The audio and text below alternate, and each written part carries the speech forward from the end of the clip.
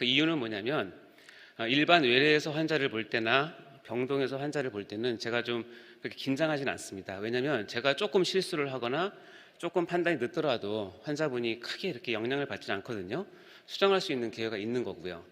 근데 중환자실 앞에 딱 가면 제 환자가 상태가 안 좋아서 중환자실에 있을 때에는 굉장히 긴장을 하게 됩니다. 이유는 딱 한 가지인데, 내가 생각하는 그 판단 하나가 곧바로 그 환자의 건강과 상태와 직결되고 또 아주 그 쓰라린 경험이 있는데, 판단 하나 잘못하면 환자의 생명이 위중하게 되는 것을 경험했기 때문에 이 중환자실은 굉장히 중요하구나. 그리고 그 앞에서는 정말 마음을 가다듬고 의사가 이렇게 들어가게 됩니다.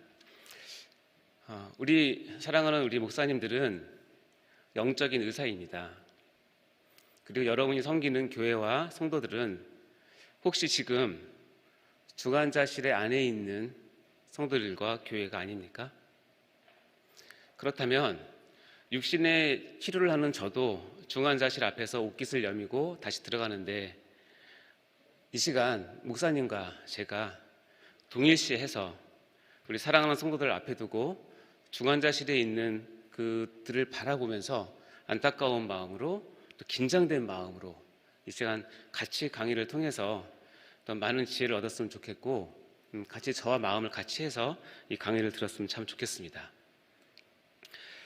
제가 현재 코로나19 팬데믹 상황을 설명하려고 했는데 제가 간증 짧게 하겠습니다. 제가 어제 저녁 밤에 저녁 예배 바로 직전에 저희 직원한테 전화를 받았습니다. 저희 병원의 간호학원에서 실습 나온 학생이 일요일 날 어제죠, 확진을 받았다는 통보를 받았습니다. 정말 깜짝 놀랐기도 하고, 제가 오늘 해야 될 강의 내용이 어떻게 이 코로나 시대를 우리가 극복할 것인가에 대한 부분을 할 텐데, 제가 몸담고 있는 병원에서 실습 학생이 양성이 나왔기 때문에 잠시 멘붕이 왔지만, 그동안 제가 이제 섬기면서 배웠던 것처럼 선제적인 대응을 해야겠다라고 해서 우리 직원들 전체를 다 전화를 해서 어제 밤에 아주대 응급실에 다 불러 모았습니다. 그래서 전부 다 PCR 검사를 다 했고요. 12시 전에 해야 아침 6시에 결과가 나오기 때문에 그 결과를 기다리고, 그 결과에 따라서 오늘 내가 진료를 할 수 있는지, 나에게 예약된 환자를 내가 볼 수 있는지를 결정을 해야 되는 위급한 시기였습니다. 저까지 포함해서 총 15명이 검사를 받았습니다. 그동안 저도 저희 병원에 서너 차례 코로나 확진 환자가 다녀갔지만, 그때는 한 서너 명 정도 코로나 이렇게 검사를 받았는데, 이렇게 전 직원이 15명 다 받은 것은 처음입니다. 기도밖에 할 수 없었습니다. 하나님 도와주세요. 한 사람에도 나오면 저희 병원도 문 닫게 되지만, 이렇게 준비한 강의도 제가 못할 수도 있으니 하나님 도와주세요라고 기도를 했습니다. 새벽 6시에 전화가 왔습니다. 누구한테 왔을까요? 소강서 목사님께 전화 왔습니다. 어떻게 됐냐고. 제가 빨리 파악을 해서 알려드리겠습니다 하고 파악을 했는데, 너무나 감사한 것은 전부 다 음성이 나왔다는 것입니다. 박수 받을 일은 아닌데요. 목사님께서 이게 걱정이 돼서 잠을 못 주무셨다고 저한테 그 말씀을 하시더라고요. 그리고 사모님도 못 주무셨다고 말씀을. 그래서 제가 너무 죄송합니다. 근데 어쩔 수 없는 상황이지 않습니까? 제가 오늘 이렇게 짧은 간증을 드리는 이유는 뭐냐면, 코로나19 위드 코로나 시대에도 코로나는 바로 우리 곁에 있다는 사실을 정말 여러분께 알려드리고 싶다는 것입니다. 그 실체를 좀 파악을 하시고, 우리가 이제 목양의 이 관점에서 어떻게 이것을 대처할 것인가에 대한 좀 객관적이고 실제적이고 과학적인 그런 근거들을 여러분이 좀 알고 계시는 것이 앞으로 목양하시는데 큰 도움이 될 것이라고 생각합니다. 오늘 강의의 핵심 메시지는 이것입니다. 우리 사랑하는 목사님들은 보이지 않는 믿음, 보이지 않는 하나님을 보셨고 만지셨습니다. 그리고 우리 성도들에게 그 믿음을 보여주기 위해서, 하나님을 보여주기 위해서 말씀을 통해서 교제를 통해서 선교와 전도를 통해서 봉사를 통해서 그것을 증명해내지 않았습니까? 그것이 목회의 사명이지 않습니까? 그러나 지금 이 시대에는 그 목회의 사명을 이루기에 한 가지 더 여러분이 반드시 알고 계셔야 될 것이 있는데, 보이지 않는 코로나19 바이러스를 보이는 실체로 여기고 교회 방역에 대한 사명을 감당해야 되는 것이 덧붙여졌다는 사실을 인지하는 것이 중요합니다. 그렇다면 여기서 코로나19 바이러스가 보이지 않는다라고 했는데 제가 보여드리겠습니다.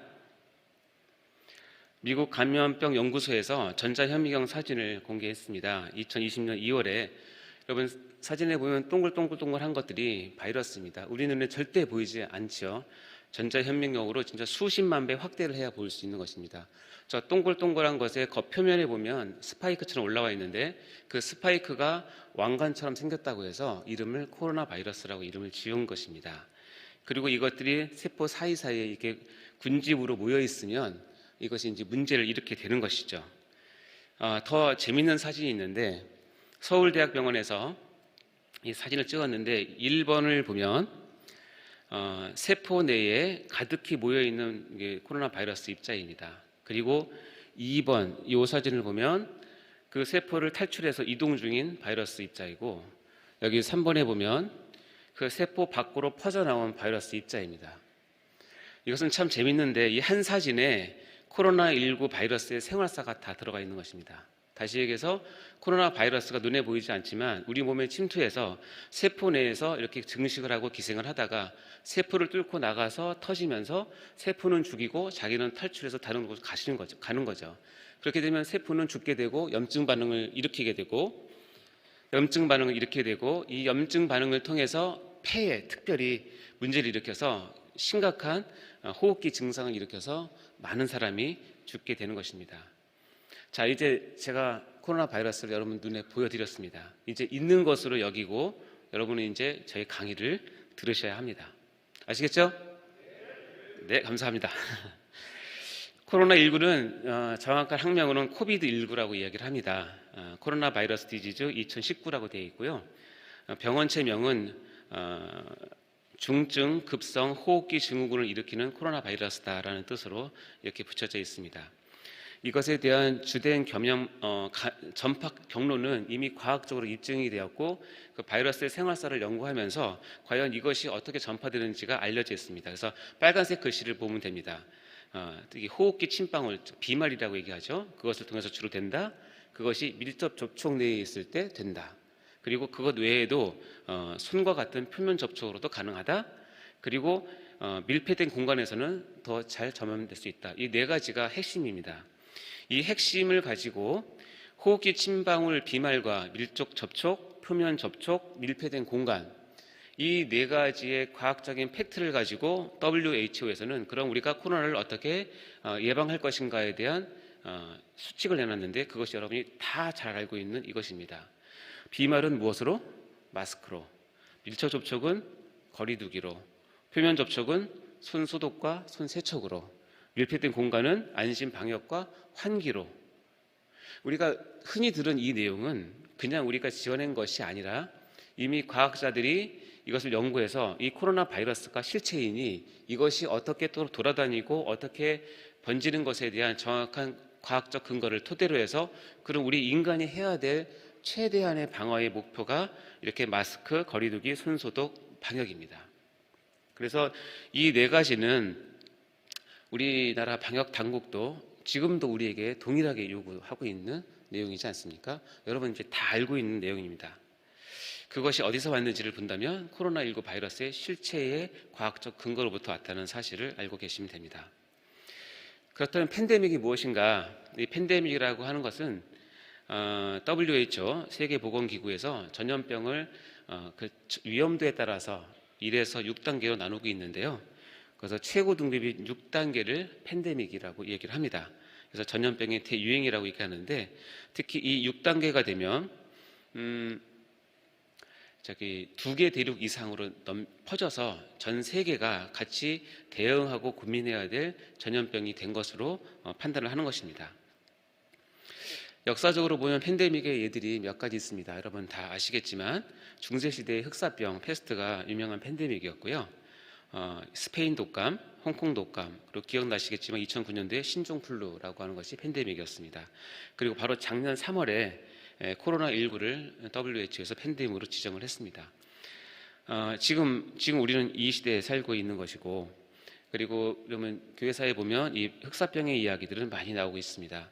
그리고 이 5가지 중에서 그동안 우리에게 가장 많은 사상자를 낸 팬데믹이 있는데 그것은 스페인 독감입니다. 이것은 짧은 2년 기간 동안에 1차 세계대전 2년 기간 동안에 약 1억 명 이상의 전 세계인이 이 스페인 독감으로 죽게 되었습니다. 이와 같이 팬데믹 또는 전염병이라고 하는 것은 실은 그 앞에 선 우리 인간은 굉장히 진짜 초라한 존재일 수밖에 없고 속절없이 당할 수밖에 없는 것이 팬데믹입니다. 성경에서도 전염병으로 하루아침에 몇만 명, 몇천 명이 죽는 것은 아주 쉽게 기록이 되어 있는 것을 성경에서 볼 수 있습니다. 또 하나 우리가 개념을 알고 갈 것은 이제 얼마 전에 시행된 위드 코로나라는 단어입니다. 다 아시겠지만 위드 코로나가 선포된 이후에 많이 풀린 것은 사실입니다. 마음도 많이 풀리고 이제 우리가 더 모여도 된다는 기쁨이 있지만 정확한 뜻은 이것입니다. 코로나 바이러스와 이제는 함께 간다는 뜻입니다. 영어 단어 그대로이죠.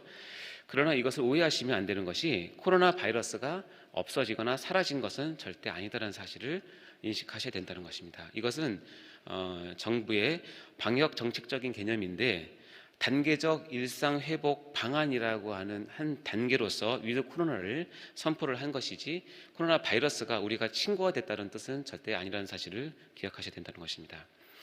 밑에 보면 확진자, 중증자, 사망자가 폭증하면 언제든지 정부는 다시 규제를 시작할 것입니다. 제가 이 강의를 준비하면서 금요일이었던 것 같은데 금요일 저녁 뉴스 시간에 보니까 네덜란드가 나왔는데요. 네덜란드가 3개월 전에 위드 코로나를 선포했습니다. 그래서 정말 많은 자유를 누렸죠. 근데 네덜란드가 지금 확진자가 하루에 12,000명 이상, 그리고 사망자도 급격히 늘면서 네덜란드 정부가 다시 이렇게 규제를 시작했습니다. 또 그렇게 하니까 일부 국민들은 총리 관저 앞에 모여서 데모를 하더라고요. 우리는 규제 더 이상 못하겠다. 그럼 어떡합니까? 하루에 10,000명 이상이 나오고 사상자가 그렇게 나면 사회를 지키기 위해서는 어쩔 수 없지 않습니까? 위드 코로나는 언제든지 이 위태한 동거가 깨질 수 있다는 사실을 알고 계셔야 된다는 것입니다. 자, 이상으로 코로나의 어떤 과학적이고 시적인 걸 제가 잠깐 설명을 드렸고요. 이제 또 하나의 관점으로 여러분이 저와 함께 알아야 될 내용이 있는데 저와 함께 짤막한 교회사 공부를 해보도록 하겠습니다. 제가 논문을 쓰면서 이 전염병과 교회와의 관계를 보는데 제가 큰 감동도 받았고 깜짝 놀라기도 했는데 이 전염병, 특히 팬데믹이라고 하는 것이 이 교회와는 굉장한 밀접한 관계가 있구나 하는 것을 알게 되었습니다. 한마디로 얘기하면 이 전염병과 교회는, 특히 교회가 이 전염병 시대를 맞이했을 때 어떻게 대처를 하고 어떻게 자기 처신을 하느냐에 따라서 교회의 흥망성쇠가 결정된다는 사실입니다. 마치 리트머스 시험지처럼 하나님께서 교회의 순수성과 믿음을 이렇게 보이기 위해서 들이대는 시험지처럼 전염병이 다가오고 이 전염병 앞에서 교회는 어떤 스탠스를 취하고 어떠한 판단을 하느냐에 따라서 교회가 망하기도 하고 또 흥하기도 하고 한다는 것입니다.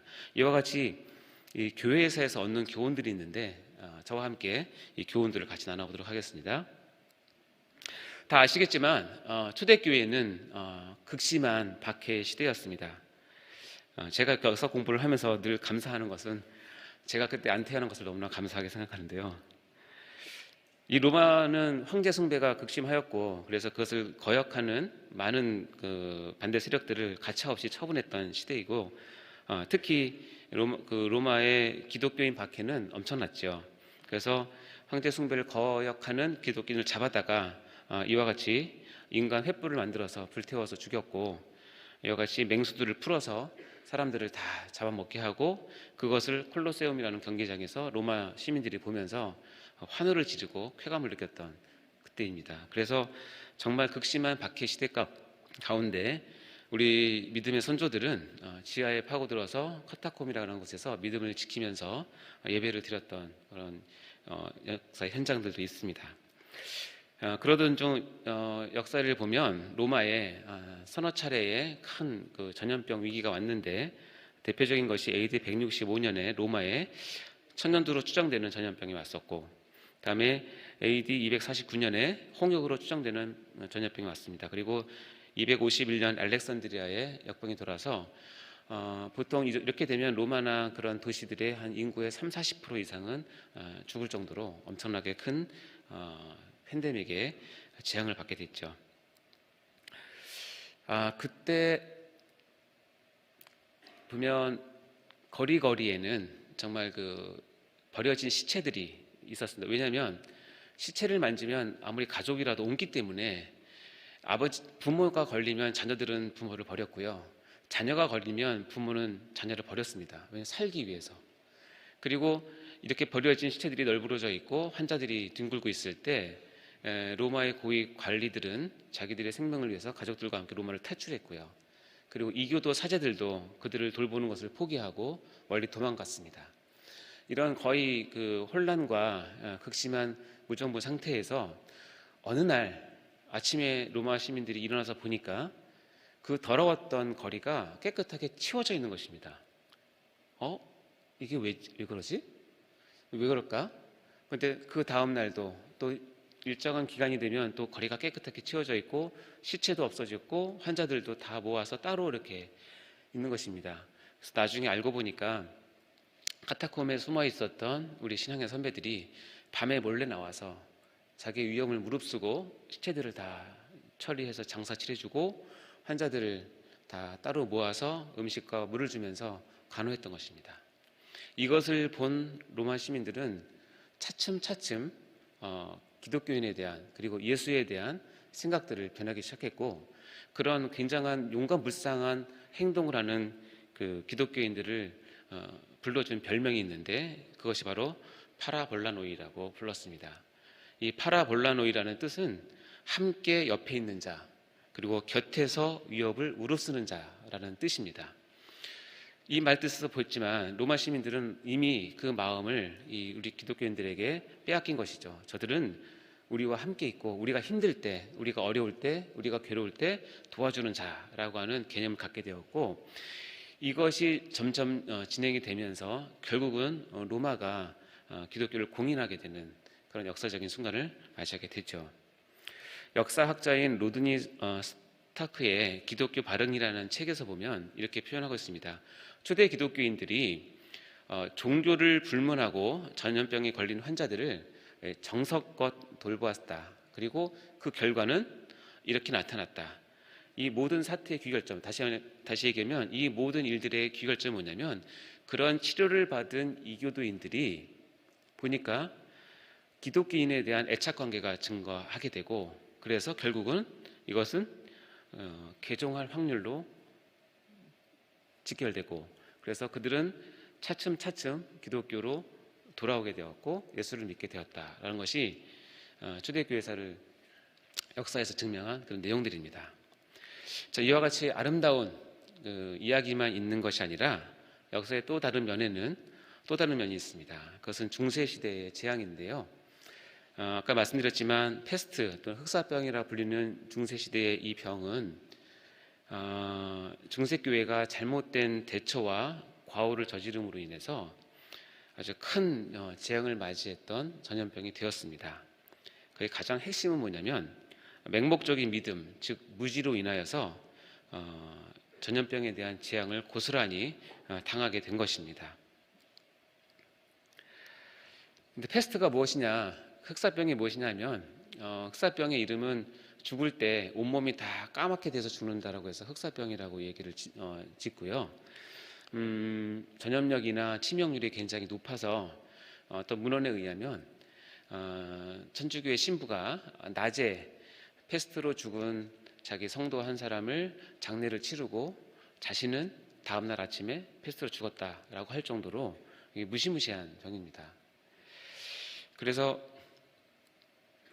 마찬가지로 그 유럽의 각 도시마다 패스트가 휩쓸고 지나가면 거의 폐허가 될 정도로, 그래서 많은 사람들이 도망을 갔고 그리고 시체는 버려져 있었고 아까와 같은 그런 비참한 상황들이 연출된 것이죠. 이런 상황 가운데서 중세교회 전주교는 많은 교황들이 이렇게 얘기를 했습니다. 이 전염병 패스트는 하나님의 징벌이다. 맞는 얘기도 하겠죠. 하나님의 징벌이다, 하나님의 경고다. 그러니 우리는 모여서 기도하고 미사드리고 하나님께 간구하자라고 해서 다 모이겠어요. 그래서 그런데 참 아이러니한 것은 그렇게 한 도시일수록 패스트가 더 많이 휩쓸고 지나가고 더 많은 피해를 보는 것입니다.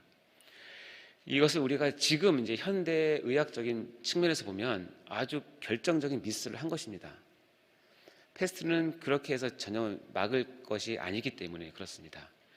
그러나 이 잘못된 판단, 사제들의 잘못된 판단, 교환의 잘못된 이 칙령들이 결국 유럽 전체를 패스트로부터 완전히 폭망하게 되는 결과를 낳게 됐고, 인구의 3분의 1 이상이 패스트로 죽게 되는 결과를 낳게 되었다는 것입니다. 그런 가운데 우리가 역사의 한 구절이 있는데 조금 우리가 봐야 될 것은 뭐냐면, 이렇게 유럽의 각 도시마다 패스트로 죽어가는데 유독 패스트가 걸리지 않는 집단이 있다는 것을 발견하게 됐어요. 어디일까요? 혹시 아십니까? 잘 아시겠지만 유대인들이 모여있는 곳에는 패스트가 별로 없었어요. 그 이유는 뭐냐면, 유대인들은 율법에 의해서 병에 걸리거나 피부에 뭐가 나면 자동적으로 어떻게 되죠? 격리를 합니다. 물론 그것은 보건학적이나 방역학적인 측면에서 격리한 것은 아닙니다. 그들은 율법을 지키기 위해서 격리를 한 것이죠. 그러나 이 격리가 유대인들의 사는 그 마을은 패스트가 거의 오지 않는 그런 결과를 낳게 된 것이죠. 그런데 안타까운 것은 뭐냐면, 이 현상을 보고 누군가가 과학적으로 접근을 하고 생각을 해서 이 격리라고 하는 것을 생각했으면 좋았을 텐데, 중세교회 지도자들은 이 현상을 보면서 질투하고 시기하고 자기들의 과오를 유대인들에게 투사해서 뒤집어 씌우는 것입니다. 그래서 어떻게 소문을 냈냐면, 유대인들이 패스트를 퍼뜨린다. 저들은 걸리지 않는 것을 보니 저들이 뭔가 있다. 저들이 우물가에서 뭘 넣어서 패스트가 퍼진다. 이런 식으로 해서 유대인들을 잡아다가 학살하고 화형시킨 그런 사건들이 많이 있었습니다. 이 얼마나 잘못된 믿음, 잘못된 무지가, 특히 종교 지도자들의 잘못된 무지는 그 백성들의 큰 고통이 되고 제약이 된다는 사실을 역사적으로 보여주는 것입니다. 그러나 너무나 감사하게 우리에게는 하나님의 은혜가 있는데, 같은 시대의 종교개혁자들은 현명한 판단을 했다는 것입니다. 제가 결론적으로 말씀드리면, 제가 이제 루터와 칼빈의 예를 간단하게 말씀을 드릴 텐데, 저는 도대체 루터와 칼빈은 어디서 이런 지혜와 지식을 얻었는지 찾아볼 수가 없었습니다. 그러나 제가 내린 결론은, 루터와 칼빈을 통해서 하나님께서 우리의 신앙과 믿음을 바로 세워주기 위한 종교개혁을 이루시기 위해서 이 전염병, 패스트에 대한 바른 지식과 바른 대처 방법에 대한 일반 은총적인 지식을 은혜로 부어주신 것이 아닌가라고 저는 생각을 합니다. 예를 들어보겠습니다. 루터는 그 패스트 팬데믹 시대 가운데 두 가지 죄를 지적했습니다. 우리 교인들은, 우리 믿는 사람은 이 두 가지 죄를 피해야 된다. 첫 번째 왼편죄는 뭐냐면, 두려움 때문에 환자들을 죽도록 버려두는 그런 죄는 있어서는 안 된다. 그리고 두 번째 오른편죄는 뭐냐면, 흑사병을 하나님의 뜻이라며 맹목적으로 받아들이는 운명론자들이 취하는 그런 태도도 취해서는 안 된다 하면서 양극단을 분명하게 정리를 해주었습니다. 그러면서 이 내용 안에 있는 거 보면 제가 한번 읽어보겠습니다. 약의 사용을 멸시하고 흑사병에 걸린 사람이나 장소를 피하지 않으면서 이렇게 하는 것이 마치 자신들의 강한 믿음을 증명하는 것으로 생각하는 사람들에게 경솔하고 분별 없이 하나님을 시험하지 말라고 루터는 경고를 합니다. 이 경고가 그때만 있는 건가요? 이 경고를 이 시대에 우리가 받는다면 어떨까요? 지금은 팬데믹 시대입니다. 루터가 이것을 깨달아서 우리에게 알려줬다면 이 경고는 지금도 아마도 유용할 거라고 저는 생각을 합니다. 그러면서 루터는 이런 말을 했습니다. 하나님께서 우리에게 주신 지식과 약을 사용하지 않는 것은 자살하는 것과 마찬가지다. 이렇게 간주하면서 읽겠습니다. 약을 먹어라. 집과 마당과 거리를 소독하라. 사람과 장소를 피하라. 나는 소독하여 공기를 정화할 것이고 약을 지어 먹을 것이다. 나는 내가 꼭 가야 할 장소나 꼭 만나야 할 사람이 아니라면 피하여 나와 이웃 간의 감염을 예방할 것이다. 혹시라도 나의 무지와 태만으로 이웃이 죽음을 당하게 해서는 안 되기 때문이다. 저는 이 문장을 발견하고 소름이 돋았습니다. 이 말은 지금 여러분이나 저나 어디 나가서 해도 통용될 수 있는 말이라는 것입니다. 이걸 어떻게 알았을까요? 전자현미경도 없는 그 시대에 하나님의 은혜가 아닐까요? 루터의 이런 그 입장은 정말 종교개혁을 따르는 많은 사람들에게 큰 감동을 주었고 실은 큰 효과를 나타냈습니다. 그것이 이 칼빈이 이것을 실제적으로 실현을 했습니다. 제네바시에서 칼빈은 페스트를 제네바 시를 이제 구원을 했는데요. 그는 제네바 시와 협력을 해서 시 외곽에 구빈원이라고 하는 격리 병상 또는 격리 시스템을 만들고 환자를 그쪽으로 모아서 치료를 했습니다. 시와 같이 동역을 한 것이죠. 그러면서 그곳에 오지 못하는 가정들에게서는 쿼런틴 시스템이라고는 격리 시스템을 동원해서 그들에게 교회로 오는 것이 아니라 목사를 파견해서 신방을 하게 하고 그들에게 위로와 격려와 소망을 주고 약과 음식물을 제공을 하면서 그들을 목양을 한 것입니다. 이렇게 바쁜 와중에서 칼빈은 저서를 하면서 종교개혁을 이끄는 것이죠. 이것을 통해서 제네바시에서는 종교개혁이 아주 활발하게 갈 수 있는 동기가 된 것이죠. 왜냐하면 제네바 시민들의 마음이 이미 이 지혜로운 칼빈의 이 처리에 큰 감동을 받은 것입니다. 결론적으로 말씀드리면 이렇습니다. 전염병과 교회와의 역사는 굉장히 밀접한 관계가 있다는 사실을 우리 역사적으로 우리가 알 수 있습니다. 다시 얘기하면 전염병이 횡행하는 그 시대의 교회는 그 상황에서 어떻게 대응해야 하는가? 교회가 이 전염병을 알고 안고 환자들을 섬기고 그리고 기독교적인 가치과 이념을 실현하고 교회의 위상을 높이면 교회의 복음의 문이 더 활짝 열리는 것을 역사적으로 알 수 있고요. 그렇지 않고 아까와 같이 종교적인 맹신과 무지로 인해서 혹세무민하면 같이 망하게 되고 큰 장을 맞게 된다는 사실을 역사적으로 알 수 있습니다. 그렇다면 이제 본론에 들어가겠습니다. 그렇다면 우리는 위드 코로나 시대 지금 이때 우리 교회는 무엇을 할 것인가? 여러분의 교회는 무엇을 할 것인가에 대한 부분입니다. 저는 이 위기는 기회가 될 수 있을 것이라고 믿습니다. 그러기 위해서 우리가 이렇게 모여서 세미나를 하면서 하나님께 지혜를 구하고 간구하는 것이 아닙니까? 그 중에 한 예로 저희 세대님께서 했던 메디칼 처치를 짧게 소개해 드리겠습니다. 이 메디칼 처치는 신조어입니다. 송광수 목사님께서 팬데믹이 시작되고 많은 설교와 또 책을 통해서 수차례 향후 팬데믹 시대가 되면 교회는 메디칼 처치가 되어야 한다. 즉 교회의 방역을 최우선으로 하고 지켜야 교회가 할 수 있는 일과 본질을 지켜낼 수 있고 그래야 교회가 정말 할 수 있는 일을 할 수 있는 그런 환경이 된다라고 해서 메디칼 처치를 말씀하셨고 그래서 이것은 어떻게 보면 여러 일들 가운데 여러분 교회도 물론 다 하고 있을 거라고 저는 생각합니다. 가운데 교회의 이 방역을 잘 할 수 있는 부서의 이름이라고 생각을 하시면 됩니다. 그래서 부서이기 때문에 당연히 당회와 담임 목사님의 지도하에 움직여지는 것입니다. 새로운 부서의 이름이니만큼 새로운 영역의 사역들을 했는데요. 물론 우리가 팬데믹이 아니라면 할 수 없는 사역들이겠죠. 그러나 이제는 우리가 이 상황 가운데서 이런 일을 했던 것을 한번 짧게 말씀드리겠습니다. 실제적인 사역은 의료 상담을 포함해서 방역과 소독 그리고 특별 영상 제작 및 교육 이것은 이제 성도들을 교육하기 위한 것인데요. 다음에 교회 내 코로나 접촉자를 밀접하게 관리를 하는 것이고 그 교회의 위기 관리 매뉴얼을 작성해서 실천을 하고, 그래서 어떻게 우리가 플랜을 짜서 교회를 잘 지킬 것인가, 그리고 사후 관리 및 피드백 점검을 하는 그런 내용들이 실제적인 사역입니다. 다소 차이는 있겠지만 모든 교회가 이렇게 하고 있다고 저는 생각을 합니다. 그러나 이것은 메디컬 처치 혼자만이 할 수 있는 일은 아니고요. 실은 밑에 적었지만 이 팀장 회의라고 하는, 저희 교회는 12명의 팀장분이 각 부서마다 있습니다. 이 부서에 있는 팀장들이 매주 모여서, 때로는 비상적으로는 또 자주 모여서 이 팬데믹 상황에 따라서 의논을 하고, 우리 지금 교인들이 어떻게 되는 것을 확인하고 계획을 세우고 조치를 취하고, 그런 유기적인 동력이 절대적으로 필요한 것입니다.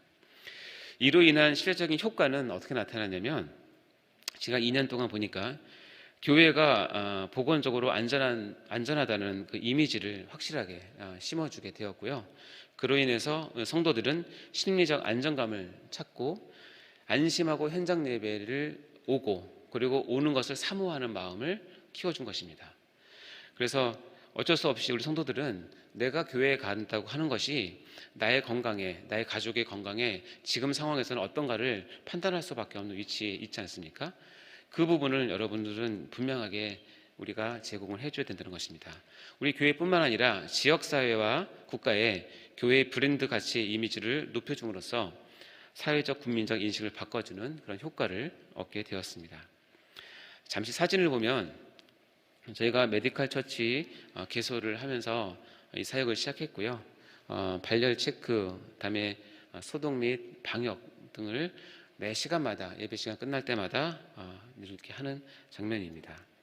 뿐만 아니라 이같이 팀장 회의를 통해서 이 교회 안팎에 여러 가지 방역에 위험이 되는 요소들을 늘 파악을 하고, 특별히 우리 교인 중에서 누가 접촉했는지, 접촉했다면 어디까지 우리가 차단을 해야 되는지, 이것을 확실하게 하는 것이죠.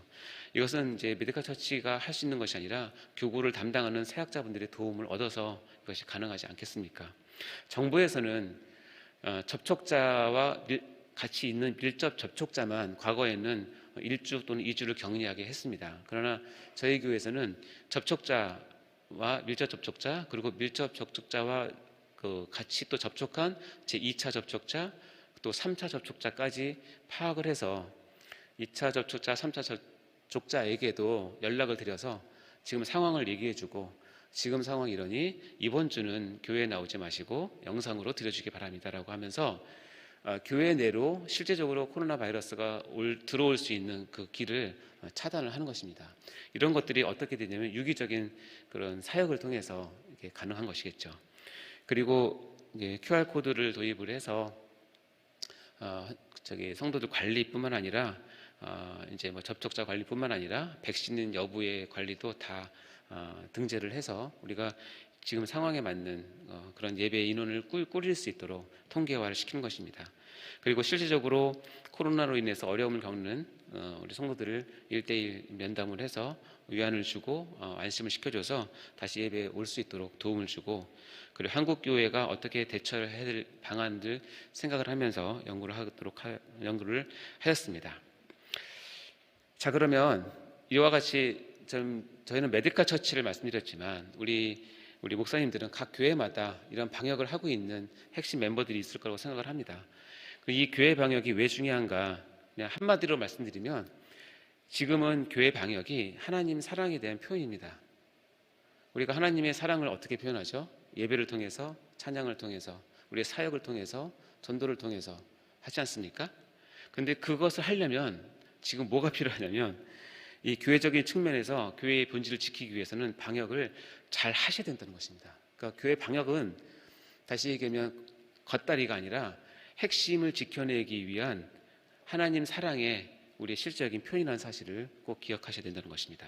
두 번째 뭐냐면, 의학적인 측면에서, 즉 이웃사랑적인 측면에서 메디컬 교회 방역은 중요합니다. 전염병은 자기가 앓고 끝나는 것이 아니라 자기가 앓으면 부지불식간에 전염을 시키기 때문에 그런 개념을 가지고 우리 교회를 방역을 해야 된다는 것입니다. 그래서 지역 주민이 우리 교회를 바라보면서 저 교회는 언제 가도 방역적으로 깨끗하고 안전해 라고 하는 이미지를 주는 것은 실제적으로 그들을 섬기는 한 표현이기도 합니다. 그것이 깨지면 여러분 다 매스컴을 통해서 봤지만 교회가 지탄을 받게 되고 사회적인 그런 어려움에 처할 수 있는 그런 상황이 되지 않습니까? 의학적인 측면에서도 이웃사랑에 대한 측면에서 교회 방역은 중요합니다.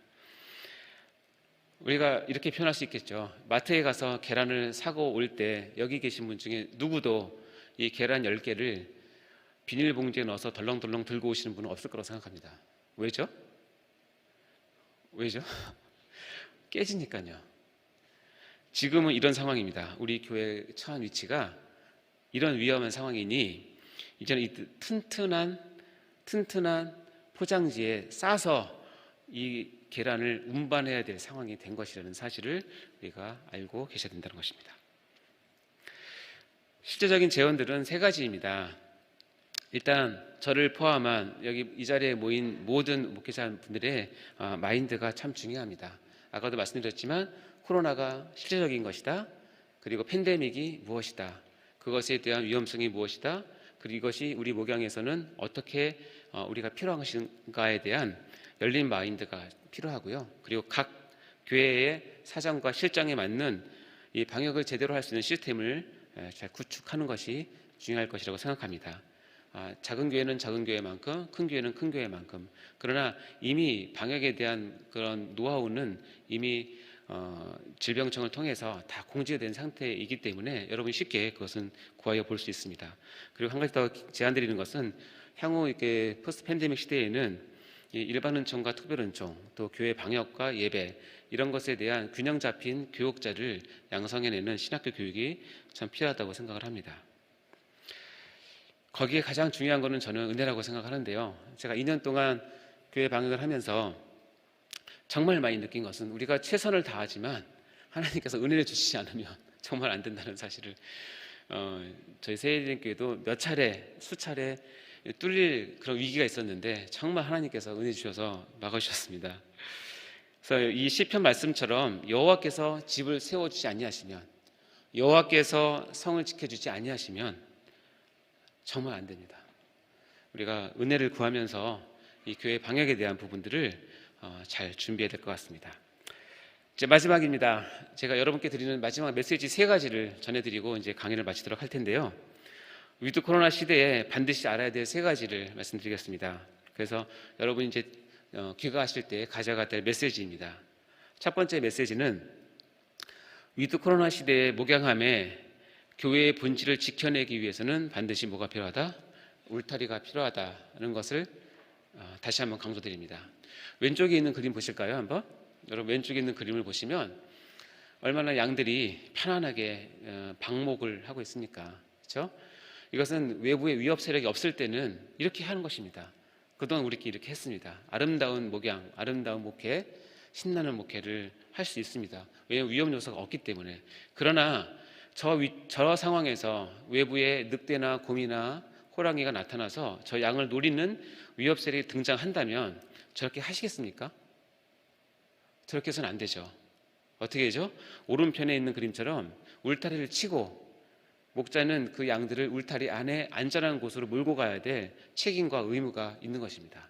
이 울타리는 곧 다시 말하자면 팬데믹 시대에 교회의 방역 그리고 물리적인 방역을 포함한 영적인 방역을 포함한 이 울타리를 잘 치고 가셔야 된다는 사실을 반드시 기억해야 할 것입니다. 만일 그렇지 않으면 다음 사진 보여주십시오. 이렇게 됩니다. 여러분의 양을 잃게 될 것입니다.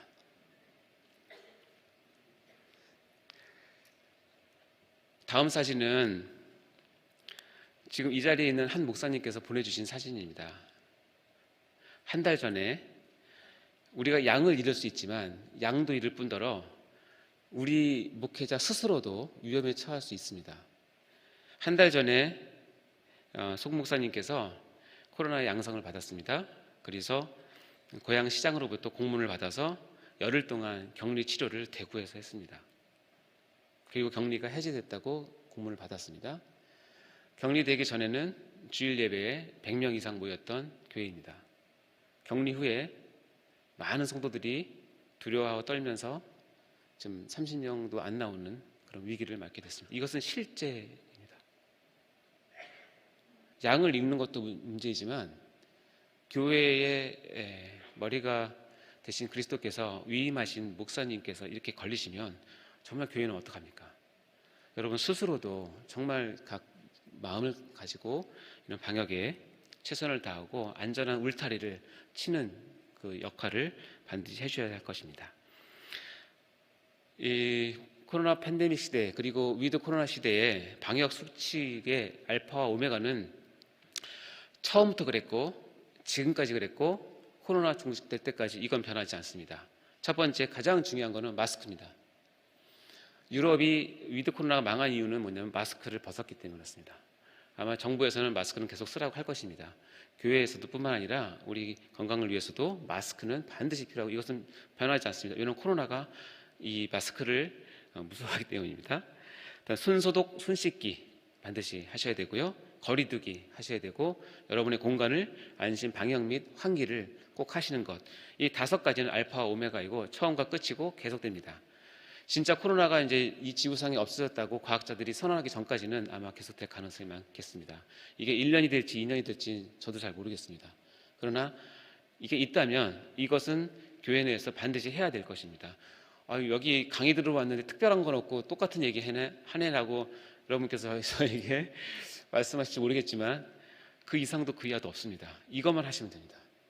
아멘? 이것만 하시면 됩니다. 그리고 한 개 더 한다면 백신 꼭 맞으십시오. 코로나 저리가 나 백신 있다. 이게 하얀 고무신이 아니라 옆에 있는 백신입니다. 1차, 2차 다 맞으셨습니까? 목사님들 부스터샷 맞으라고 연락이 왔습니까? 네, 오면 꼭 맞으십시오. 안타깝게도 물론 저도 진료 현장에서 백신 맞고 부작용이 있는 사람이 왜 없겠습니까? 너무나 안타깝습니다. 하지만 지금 백신 이외에는 답이 없기 때문에 그렇습니다. 만약 백신 말고 다른 답이 있다면 왜 이걸 권하겠습니까? 그러나 지금 인류가 할 수 있는 코로나에 대항해서 할 수 있는 무기는 지금 이거 하나밖에 없기 때문에 어쩔 수 없이 여러분 백신을 맞으셔야 됩니다. 정치적인 논리를 떠나서 여러분의 건강을 위해서 또 여러분이 예배를 사수하기 위해서 맞으셔야 되고 이제는 보지 않습니까? 백신 2차 다 맞은 사람은 예배 인원수에 제한을 받지 않고 자유로우지 않습니까? 제가 3달 전에 이 강의를 했을 때는 그때는 백신 접종률이 20% 30%였어요. 그래서 제가 목사님들한테 얘기했습니다. 향후 백신 프리미엄은 있다. 그러니까 성도들에게 정말 권장을 해서 백신을 다 맞게 해라. 그래야 이것이 풀렸을 때 성도들이 모이고 예배를 드릴 수 있다고 말씀드렸습니다. 그래서 온양에 있는 한 교회는 제가 다녀간 후에 그 교회 분위기가 백신 안 맞는 분위기에서 백신을 다 맞는 분위기로 바뀌었다고 연락을 받았습니다. 여러분 성도들에게 백신을 다 맞히셔야 됩니다. 앞으로 어떻게 될지 모르기 때문에 아까 얘기했던 알파 오메가 되는 그 방역수칙 플러스 백신은 지금 우리가 할 수 있는 최선의 방법입니다. 마지막입니다. 마지막 3번째 메시지는 위드 코로나 시대에 한국교회가 지켜야 될, 이제 주의해야 될 일이 있는데 방역함에 있어서 방심은 곧 재앙입니다. 방심하시면 절대 안 됩니다. 다시 한번 제가 힘주어 강조합니다. 이 연사 힘주어 강조합니다. 방심하지 마시고 끝날 때까지 우리가 예배를 위해서 목숨 걸기로 작정하고 우리가 다 사역자가 되지 않았습니까? 그렇다면 이거 하나 못 지키겠습니까? 방역에 최선을 다하시고 방심하지 않는 저희가 되었으면 좋겠습니다. 저도 이번에 병원에 그 실습 학생이 코로나 양성되고 나서 어젯밤에 생각해 보았습니다. 내가 뭘 방심했나라고 했는데 여러 가지가 많이 있더라고요. 이제 그런 부분에 대해서 다시 또 이제 교정을 했는데요. 여러분이 그동안 어려움을 당했던 것들 다 압니다. 그리고 그 부분들을 다시 한번 곧 씹으시면서 우리가 방심했던 부분이 무엇이 있는지를 확인하시면 참 좋겠습니다. 부족한데 이렇게 여러분께 강의를 할 수 있는 시간 주셔서 감사하고요. 경청해 주셔서 감사합니다. 감사합니다.